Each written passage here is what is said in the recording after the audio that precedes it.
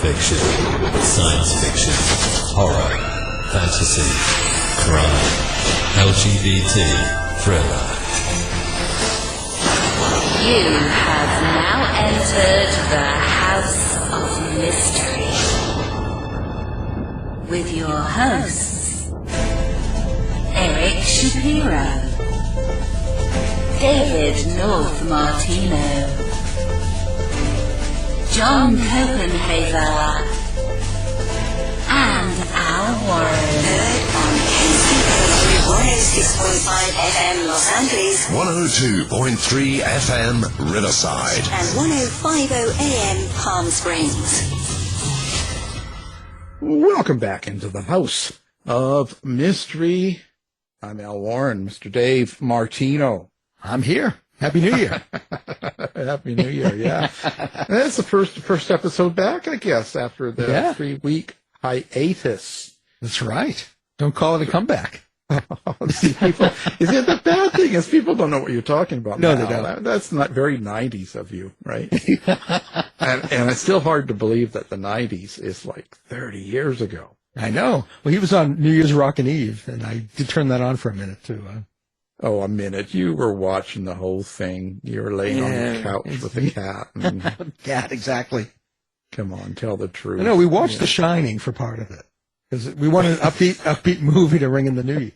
An upbeat movie is The Shining. Yeah, The Shining, yeah.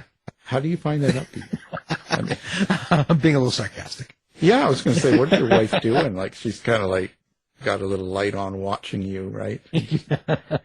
Well, she's a big horror movie fan, you know. Oh, maybe you should be watching her. Yeah, I know. She's learning how to kill the husband. Yeah, it's scary. She take out any insurance policies on you lately? Not that I know of, but, you know, probably secret insurance policies. And so what are you going to do? Do you see that? I sent you that with Best Buy dropping they're not going to be doing any more DVDs. Oh, yeah. Well, you know, there's still boutique companies that are doing, you know, DVD, Blu-ray, 4K. And, you know, Walmart and Amazon are still in the business, at least for now. So I don't think discs are going anywhere yet. To me, it seems like the beginning of the end. Well, that's. But I say that with everything, don't I? I guess I can kind of complain. Well, I just sort of think that's kind of like when a big chain like that stops, then how long before others do? Yeah, well, we'll see. And, you know, they didn't have a big market anyway for the discs. Yeah. But, you know, I you know, much prefer older films anyway. So, and most of that, a lot of that has been put to disc. So. Yeah. Well, I'm sure I can still get them. Well, yeah, you get them at the dollar store. Oh, but that's true too. Hey, we may luck out and maybe they'll send some good stuff to the dollar store. You know, well, I'm sure. Ship it right down there. All that. Yeah. $1.25. Hey, I'm all for it. Well, they got a couple hundred stores. That's a lot of merchandise to get rid of. Right? Or they're going to sell it cheap to get rid of it. Yeah, I'm waiting. You know? Yeah, you'll be that guy waiting out the night before. That's right. I'll be camping out. Just that, you know, you're the only one there. Yeah, exactly. Cop will come along and say, move along, buddy. Yeah, exactly. I'll end up, I'll be calling you for bail money. Yeah. But I'm waiting. Bail me out. Yeah. Yeah. Yeah. Don't wake me up. Okay. Do it. Don't do it in the middle of the night. Right. Well, now, speaking of bail, it looks like we've got a lawyer on, right? Who's written books, I believe. Like, you know, this is really interesting. So, now this is book 2 of a series. It looks like it's a Southern California mystery. Yeah, 2-book series. And this one is called Murderous Means. It's a Southern California mystery. So people look out. So Lida, Sideris, thank you for being here. It's my pleasure. Thank you so much for hosting me today, Al. So Lida, what would bring you into the world of writing? If you got your law degree too, right? Isn't that right? Yes. Am I right in saying that? So you go to school, hard work, get into the legal profession, and then you're writing books? Well, first I have a correction to make. This is actually book 6 in my series. Oh. Yes. Well, I only see 2 on the... Yeah, Amazon has made an error. And we're still trying to correct it between my publisher and I. It's been a while, but this is actually book 6. Wow. Yeah. So, and as to writing, I've wanted to write ever since I could read. I wanted to make people feel how I feel when I'm reading a wonderful book. I think it all started with Where the Wild Things Are. Total escape into a whole different world. And since that time, I've wanted to write. When I was 10, I wrote a poem and I won an honorable mention. I think it was from a Calls magazine. And after that, I had the bug, but I could never quite do it because my family insisted I go after a vocation that was more steady and more likely to be able to support me, which is what I did by becoming a lawyer. But even my first job was with a movie studio, and the reason I did that was because of the creativity that I knew would be there. And maybe someday I could write for the studio. Anyway, the thought was always in the back of my mind until it finally reached fruition many decades later. But I'm so glad I did, because I had no idea what I was missing until I entered this writer's life. It's absolutely wonderful. Yeah, it is an interesting life, but I always wonder how someone gains that confidence. Like if you're not, at school writing for the school play, and then you're writing articles and you work into the newspaper and all that stuff and magazines and stuff.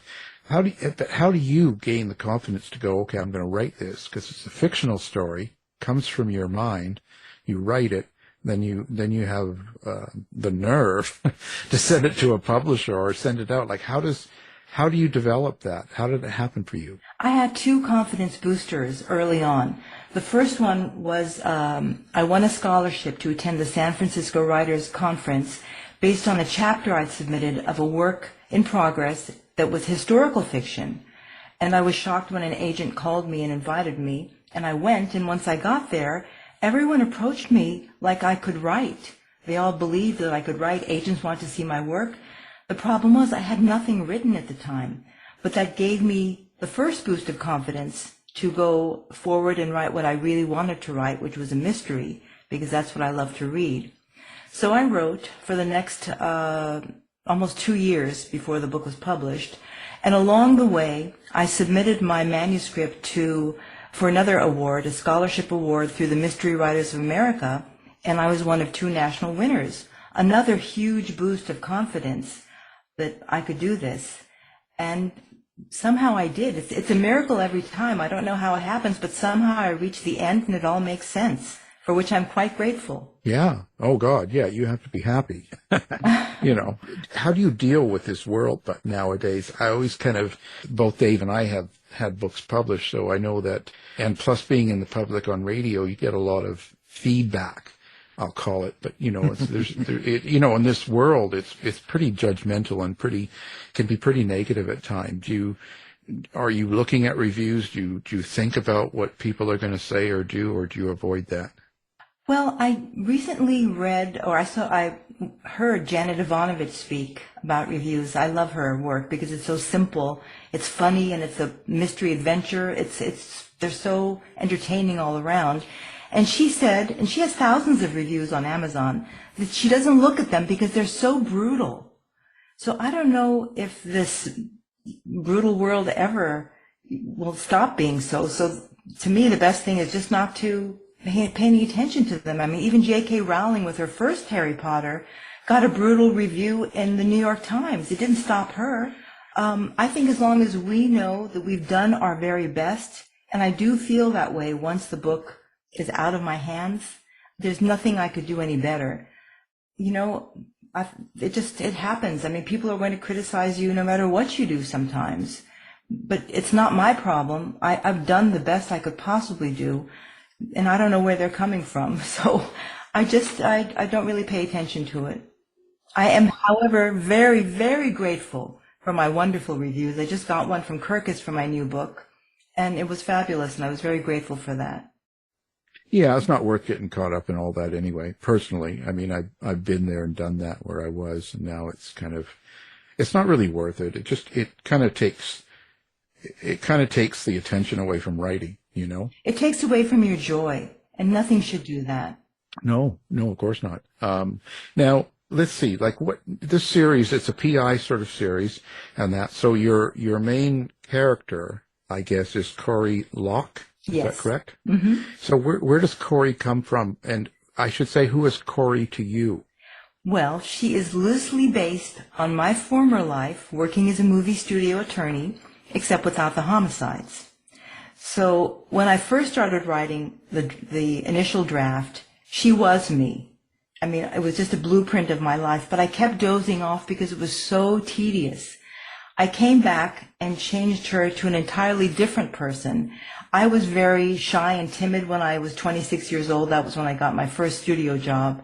Everything intimidated me, the largesse of everything, the personalities, the expectations, the very high energy.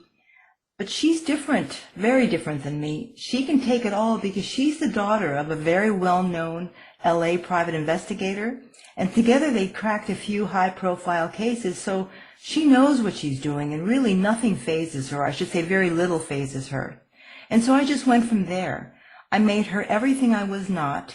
I put in a couple of situations that I had been confronted with and wished I had handled differently. And so it's kind of like a catharsis for me, creating this character. In the first book in the series, Murder and Other Unnatural Disasters, she shies away from investigating because of what happened to her father. I'm not going to say what it is, but something happens to him. And she is focused on trying to be the best lawyer she can. And her mother's totally for that for the same reason, what happened to her ex-husband, actually. But, you know, when you have a passion for something, you can't be stopped. You have to go after that thing. And she finds hunting down criminals thrilling. She loves taking risks, and she's got the skills, so why not? And I just went from there. I have to ask then, what's your relationship with Corrie? Like, do you hear her, see her? Do you see it like a movie? Do you hear voices? Like, where's your common ground with Corrie? I definitely hear her voice in my head. I know her character strengths and flaws. She has I've watched her grow from book 1 through book 6. And I can hear her voice very loud and clear in my head. I know what she'll tolerate and what she won't. I know where she draws the line, but I also know where she crosses the line, which she does in every installment. So I'd say I know her very well. She's perhaps me 2.0 or beyond if I had those skills. So I've learned a lot actually from writing this book about myself through this character. I never thought fiction could do that for me, but it has. Well, if she keeps crossing the line, she's like Dave. Is that right. True, Dave? No comment. Well, how much liberty do you have to take with what a PI can do in your novels? I know, like in real life, PIs can't always like interfere with a criminal investigation, but that's not always true of the fictional PIs. They get to do more to serve the story. How do you balance that? Well, I don't ever want to present the law enforcement in a bad light, so I'm careful not to do that. And for the most part, she does try to work with them, but, you know, she's a young female, and she doesn't look like she, you know, can handle very much. So they usually kind of push her aside and don't take her seriously. And because of that, she's able to do things that maybe they would never suspect her of doing. But as the series progresses, she gains a reputation of her own. So things change a little bit, and the law enforcement or other PIs, they kind of challenge her, like, oh, you want to try this? Yeah, sure, you're going to have to get past me first. So she has challenges throughout the series, but again, I really enjoy watching her grow and overcome them all. She hasn't overcome them all, but she's working on it. When you say you learn a lot about yourself, I think that a lot of good writers will do that because you're putting a lot of your own, let's say, situations or feelings or thoughts into the character, into the book, right, and what they go through and that stuff. So do you ever feel a little bit vulnerable when you kind of put that down on paper and write it and people can read it? Well, you are so right on, Al, because we do pour a lot of blood, sweat, and tears into our books. I mean, it's everything there exposed, but I don't know that I'm doing it until after the fact. So it wasn't until the third book that I realized something that a theme that was continuing was something that I was feeling too. And also, when she does take down the culprit, which she does sometimes with great gusto, I realized after the fact that, that was a relief for me because it helped me get something off my chest indirectly. So that's kind of like therapy, which is wonderful because and unexpected, and also helped me to learn something about myself. This was troubling me, and this is how I'm dealing with it, by letting my heroine handle it. Letting your heroine, I mean, I hope people don't think it's the drug you're talking about. I never thought of it that way, but it's not. Mine has an E at the end. Yeah. So when you put in, like when you're writing this, there's going to be some, there's murder involved. It's kind of it's a killer PI sort of book and stuff like that. Are you conscious about how you write that sort of scene, or how you do the action in a book like this? Yes. First, I love action scenes. I'm all about them. I try to end each of my chapters on a cliffhanger with some action because it keeps the story moving forward. But I have no violence on the page. Everything happens off the page. And even though every single one of the titles has murder in it, there's not always a murder. For example, number 4 is slightly murderous intent because it's about a shooter who can't make up his mind whether he actually wants to kill his target or not, so he keeps missing. And in book number 3, Murder Double or Nothing, we're not even sure there was a murder, just like Murderous means too. Corrie's hired by a dysfunctional family to prove that the matriarch was killed when she was found having died peacefully in her sleep, and all they have to go on is a half-baked psychic vision. So is there a murder or not? Because of I think I mentioned to you a little bit of a comical, bend to my books. There isn't necessarily a murder in every single one. Right. So you kind of take, I don't know, is it sarcastic or cynical, or you sort of have, what kind of view do you put into the feeling of the book? Oh, I sometimes stop reading books because I don't like their tone. So I hope that mine has a very lighthearted tone, despite the fact that it's a mystery and there's some crime involved. But I try to keep it as lighthearted as I can. Of course, if there's a scene where she's discovering a body, well, that particular scene may not be quite as lighthearted as I would like, but then I will insert some sarcasm or something, some comment she'll make about the body she's found or something like that, just to keep it light and to keep it going in the same tone. I don't want anybody that reads my books to feel down after they've read it.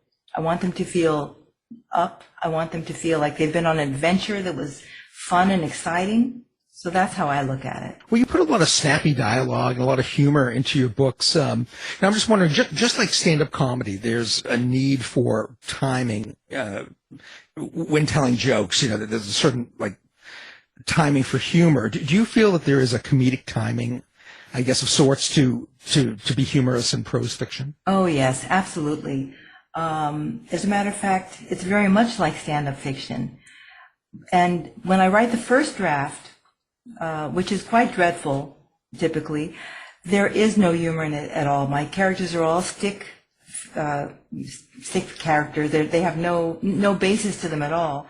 But as I go along and revise, that's when I insert humor wherever I think that it can fit in nicely. And again, timing is everything, because I am sensitive to, times when humor just won't work. But yeah, I watch a lot of comedy. I love comedy TV shows. I mean, I don't know if you're familiar, Al, being in Canada, or being familiar with Canada, the TV show Psych. The comic timing, I thought, and that was brilliant. Well, I was wondering too, you mentioned, you kind of referred to your characters when you first put them on the page as like stick figures. Yes.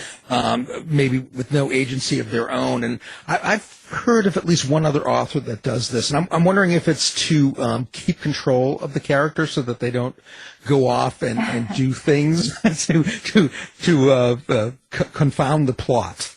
No, it's just to keep the plot moving, because I have a tendency to stop and want to edit everything constantly. And if I do that, I'll never finish the book.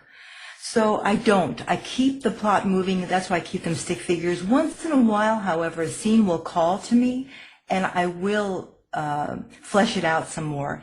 And I have a little hack, too, to keep me moving forward, because I don't know about you when you're writing, but when I write, I've got this, whatever the opposite of a muse is, but something sitting on my shoulder telling me, this is so terrible, no one's going to want to read it. I don't even know how you wrote the last book or the last book. So what I do is I give myself the liberty of going back to the first chapter and only the first chapter and editing it every time before I start. So it keeps getting better and better. And every time I read it, I think, this isn't half bad. If you can write the whole book like this, it'll be perfect. Just keep on keeping on. So that's how I motivate myself to continue going forward when I think it might not be great with these stick figures that are populating my books. That's the way I work. It's not so much that the characters will overrule or, take over what's going on, but I just want to move forward and reach those two beautiful words, the end. Well, that's the second page in my book. I wish. Yeah. Well, and the bad guys. So how do you write an evil character or a bad character? Do you take that after someone someone you've worked with? We'll take names and phone numbers and we'll call them. I like to distance myself in my fiction from my reality. That's why I didn't start writing these books that were based on my life when I was 26 for at least a couple of decades. I don't want to remember how it was. I want to let my imagination run with it. And as for the villains, I don't know who the villain is necessarily when I write, because I do write by the seat of my pants. Although I do have somewhat of an outline, especially for this last one, Murderous Means. So I'm often surprised when I reach the end, especially in the first book. I was stunned when I discovered who did it. I had to gasp and say, really? I didn't see that coming. So after those first few drafts, I go back and I try to make it consistent without letting it be known to the reader who the actual villain is. But I do go in and add in a few tiny details that I guess a very astute reader could pick up. But I'm hoping, so far in Murderous Means, the reaction has been, I had no idea that it was that person. So I don't even know, Al, necessarily who it's going to be. Yeah. Well, and so do they let you out of your house when you hear all these voices and they're telling you to do all these things and you don't know who the murderer is?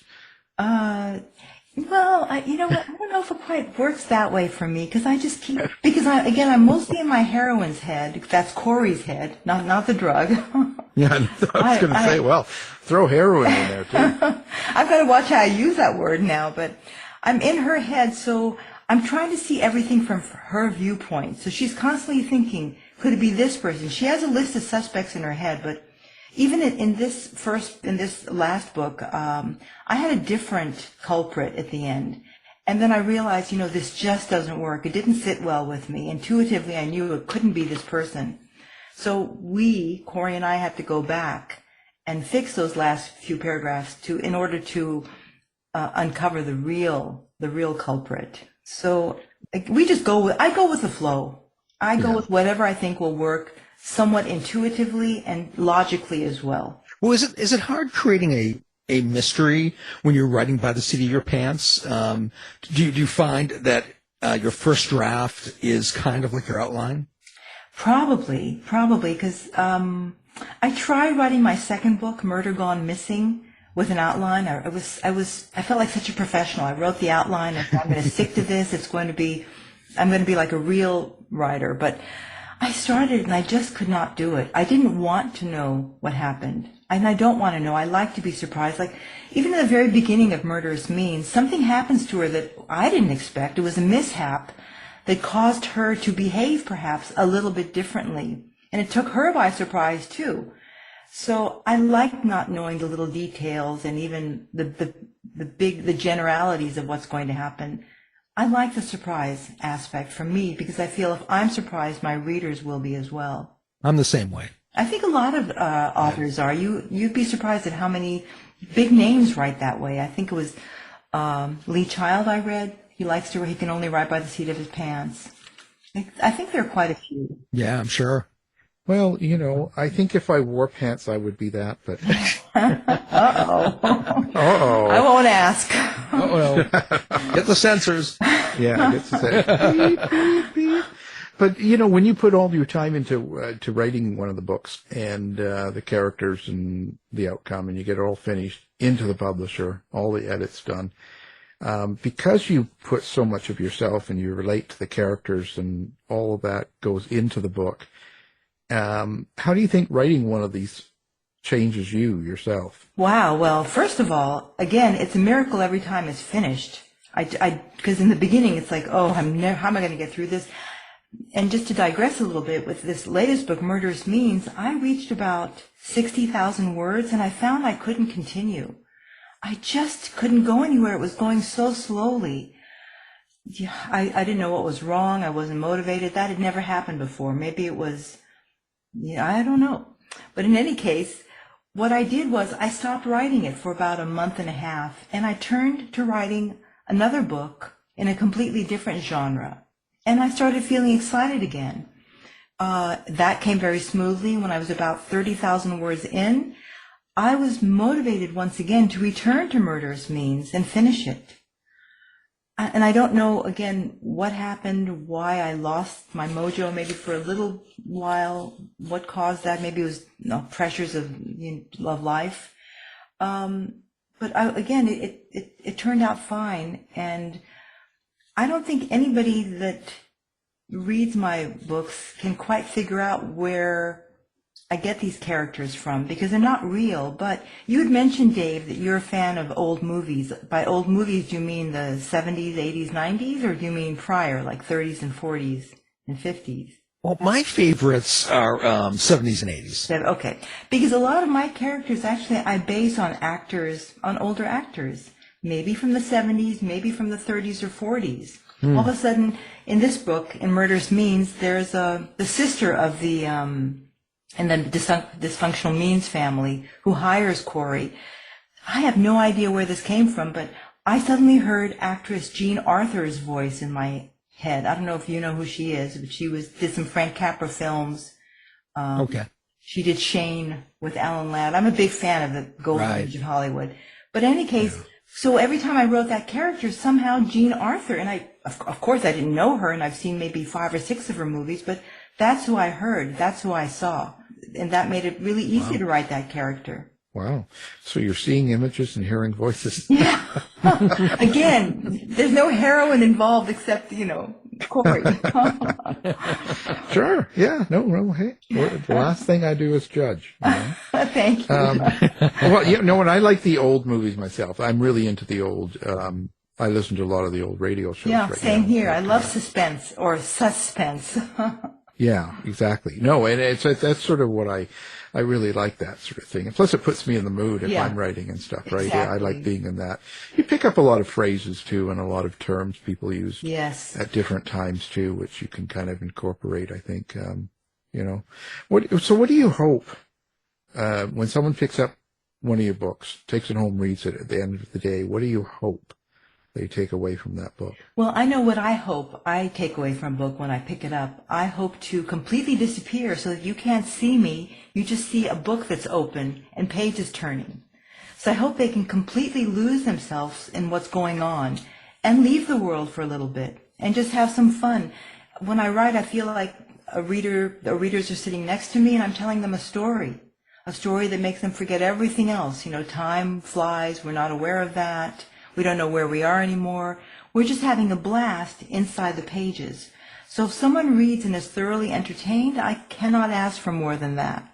Did you write the area, like Southern California, you call it mystery and stuff. So are you making Southern California kind of like a character, and is that how you write the location? I do. At least I hope I do. I know Southern California well. I was born and raised there, and I still live in Southern California. And so I have my heroine revisit all of my own haunts. But where I would go to, for example, Balboa Island in Newport Beach, nothing would happen except we'd have a lovely ride across the ferry and across the small bay, go to the other side. She takes the same ferry. She ends up in the bay, and we don't even know if she's going to make it to the other side. So I love taking places that I know well and throwing her in and watching what happens. Well, make her suffer. Exactly. Well, not for long, but again, she's a thrill seeker, and she loves taking risks. So this is what she lives for. I'm just giving her what she wants. Right. Sure. So your extra characters, where do you take those from? Is it someone you've seen on a bus or in a coffee shop or? Well, it could be because, for example, in my first book, again, Murder and Other Unnatural Disasters, there's a subplot involving a professional basketball star who wants her to find his missing lucky charm. And I was on the golf course with my junior golfer one day, and it was a weekend where Michael Jordan, the superstar basketball player, was there for a golf camp that he was hosting. And so he had a bunch of his buddies there as well. I'm sorry, it was a basketball camp, not a golf camp, but they were golfing together afterwards. In any case, we were on hole one, and a basketball player approaches us. I didn't know who he was. My son did. It was Alonzo Mourning. And he asked us so nicely, so sweetly, if he could play ahead of us, move forward. And we said, sure. And I thought, I'm going to throw him in my next book. And he seemed, just on the surface, I never met him, talked to him for only a minute or two. He seemed like a cat lover. So I threw him into my first book with a cat. And then, that's all I can say. But he became a secondary character. And also Corrie has sidekicks. She has 3 in each book. And they kind of change. Book 5, all of a sudden a new sidekick comes in. But in the first book, she had no sidekicks because she thought she could do everything on her own. She didn't know how to accept help. It was a gradual process for her. So these sidekicks are all maybe loosely based on people I've had just brushes with in real life. One of them is loosely based on Queen Latifah, just because one day I saw her in her Rolls Royce, a convertible, driving. She looked like she was having a blast. And I thought it would be fun to hang out with her for a while. So I thought I'd do a character, again, loosely based on her. So they come from everywhere, Al. You never know. Right. Yeah, well, exactly. I mean, do you ever kill off people in these, use them as bad characters? I can't say that I haven't thought about it quite strongly at times, but okay. I don't. Because I like to distance myself from my reality. I don't think I would have a clear perspective of what and how I should write if I did use real people. No, but I have thought about it. Of course. Some names? We won't tell anyone. Yeah, we won't tell a person. I've heard you're very trustworthy, so. Of course. It might be on the radio, but we won't tell anyone directly. I noticed you've also, you've written about a half-baked psychic in this vision. Is that taken from a real-life event as well, or do you sort of have like any sort of paranormal history? Well, you write true crime, right, Al? That's what sells. Yeah. But I actually take the seeds of my ideas from true crime. And I happened to read about the matriarch of a family passing away. She was in her 70s, and, she died peacefully in her sleep.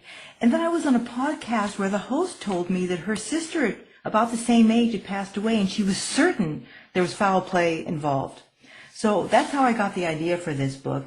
And then for the psychic, I happened to be reading articles about how psychics can persuade people to believe in their visions and how often they take people for a ride.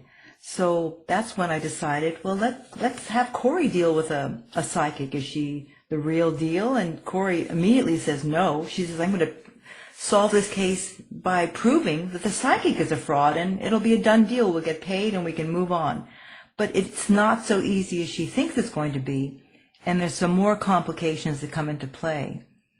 So there is a half-baked vision from a psychic, and that's what starts the ball rolling. But it goes in a different direction than Corrie thinks it will go. Well, it's always good to figure out where this stuff comes from. So where do you see yourself going now? Like, what do you got going on next? Well, I have book number 7 in the series, which I've just started. You never know where it's going to go, because I don't know if you guys have ever done this, but not oftentimes, but twice in this series anyway, books 2 and 5, I believe, I went back and threw out the first chapter and wrote it all over again, or I made it the second chapter instead.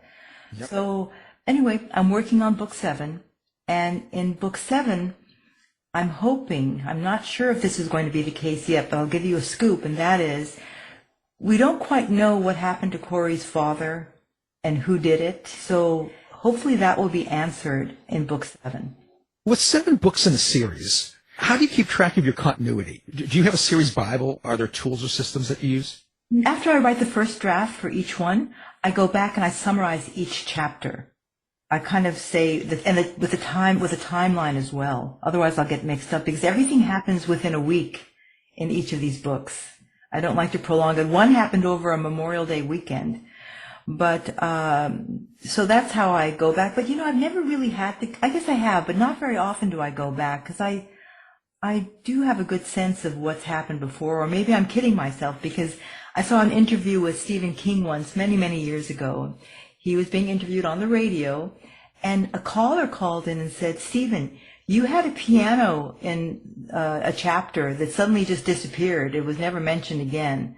What was up with that?" And there was dead silence. So I don't know. Yeah. It was like he was probably thinking, "What was my editor doing? They didn't catch that?" So yeah, I don't know. Someone got fired. Yeah. Yeah, exactly. Yeah. So as much as you try to have continuity, even with the Bible, I mean, there are times when you're going to miss things. Right. Yeah. It's true. Yeah, well, sure, can happen. Do you kind of know ahead of time what's going to happen then at all? Like, because, with doing a 7th book, when you were back doing book 1 originally, way back when you started that, did you kind of think that this was going to be 6, 7, 10 books or anything like that? No. I was focusing on the one. I hadn't signed for more than one book either. No, just I wanted to see if I could actually do one. And when I did, I thought, there's something I could do with this. And my first publisher was interested. I actually switched publishers. Book 1 is with one publisher, and books 2 through 7 will be with a different one. Because my first publisher's focus was on romance novels, and this it has some romance, but not very much. And I wanted someone whose focus was on mystery novels. That's the only reason why I switched publishers. But I had no idea that I would be right where I am right now. So I don't know how that happened, but I'm so glad that it did. Yeah, no, it's a good thing. Do you have any problems trying to keep it fresh, like each book? Like whenever I talk to people that do series and stuff like that, is it hard to kind of come up with ideas, or does it just happen? I haven't had any problem keeping it fresh, except that as I mentioned, with Murderous Means, all of a sudden after 60,000 words, I came to a halt, and I couldn't figure out why. Because I had the idea was even there, I knew, but I think again, I don't know what happened, but I just switched direction and I came back and everything worked out fine. So if I should have a problem with ideas, of course I can always turn to true crime, because there so many things are happening. So I don't think I'll have a problem with an idea. Yeah, that's the drive-through. Yeah. True crime. Yep. Just turn the crime. Yeah. Exactly. There's plenty to work with there. Yeah, there sure is. Sure. Well, that's fantastic. That's amazing. So now, listen, are you doing social media? Do you have a website? Do you have all that sort of good stuff going on right now? And do you like to interact with the readers? Oh, I love interacting with readers. I love hearing from them when they email me, tell me different things. One, I remember a memorable one was concerned that Corrie's love interest would change to one of her sidekicks. And he hadn't even finished that particular book yet. I said, please hang in there and just watch. I mean, there has to be conflict in these books, so just hang in there and everything will be okay. But yes, I'm all over social media. My name's kind of unique, so I'm not hard to find. On Facebook, I have my website, my namesake website, Instagram, X. Yeah, I'm out there. Okay, great. And your website address is? LidaSideris.com. Well, that's real easy. And of course, now we're going to have all of that up on our website too, so people can find it easily with one click. And then they can just hunt you down and send you bad emails. I'm the hunter, Al. Nobody you're the hunter. hunting me down. My character's the hunter. Well, there you go. I have to ask. So with the weird times and all that stuff, were you writing some of these books over COVID? And do you think it affected any of the writing you did? I was writing. It didn't I don't think it affected my writing, but something really, really wonderful happened because of this pandemic. And that is when I had my book number 5, Gambling with Murder, set for release in, I think it was September or October of 2020. The bookstores shut down, so I couldn't go to my usual sources and market my books. And that was a little bit disheartening. So I put out a call during one of our publisher meetings via Zoom, and I asked whether there were any other authors that had books coming out that fall who would want to partner up with me to do Zoom promo. And much to my surprise, out of like hundreds of authors, only 3 responded. Only 3, and they all had books coming out about the same time as me. And we banded together. We had the same publisher. We all do mysteries. We banded together, and ever since then, we have another website that we do together. We're founders of sleuthsandsidekicks.com. We teach writers workshops together. Where our next one will be a London-based workshop. And we traveled from coast to coast, because 2 of them are in New York, one's in Chicago, and here I am on the West Coast. We did a lot of marketing together, and we've become wonderful friends since then. I mean, I never could have predicted something so marvelous would come out of the pandemic, in my writing life. Oh, yeah. So again, we're on sleuthsandsidekicks.com if anybody would like to look that up.